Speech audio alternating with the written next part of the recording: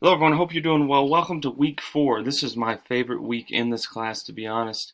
I was just reviewing the material again for preparing and delivering a speech. The cool thing about this class is we get to talk about a lot of forms of communication. But one thing I want to highlight, there's two versions of the textbook. You have version 2, I have version 1. I didn't get a version 2 copy. I can access it online. That's why I didn't order a new copy, just not to waste paper. But from that extent, there's no differences in version 1 and version 2 of the textbook, with the exception of chapters. So we got to read chapter 9 and 10 for version 2 of the textbook. When you're looking at this lecture, it says chapter 7 and chapter 8, and that's what your PowerPoint down here is going to show as well. Chapter 7 and chapter 8, but it's actually chapter 9 and chapter 10 in your version. No difference otherwise, so don't get confused regarding that. So I wanted to make that clear so you're not looking at it and wondering why there's number differences there when you look at the module.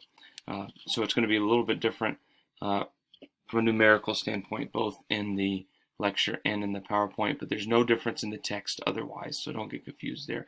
But you got to read chapter 9 and chapter 10 in version 2 of the textbook, which is the version you should have. If you do have version 1, read chapter 7 and chapter 8. So that's a lecture here today. Make sure you also watch the important stage fright video. This is one of the best supplemental videos that I have in this class. It talks about, of course, what we all go through in some time period. You know, maybe luckily you've never had stage fright when you've spoken in front of people, but the majority of people have stage fright, and there's some science behind it. So be sure, of course, to take a look at that. How to give a great presentation, another supplemental video that's really going to be helpful for you. And then some secrets to great public speaking. Both great videos. All three of these are excellent, so I really recommend watching them. The tips for, of course, a great presentation. There's a stage fright PowerPoint right here. Presentation skills PowerPoint, APA formatting for PowerPoint.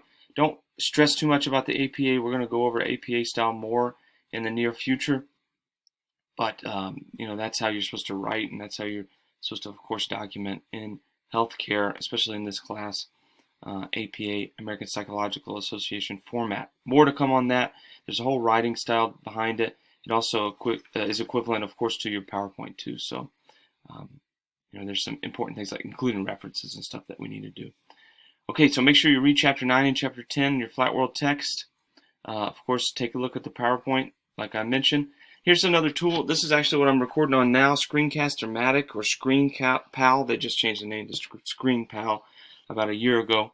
It's a really easy way to screen record, and that's an easy way for you when you're doing your presentation for your paper to knock that out. You can actually picture your paper like I'm picturing the course here and get it done that way.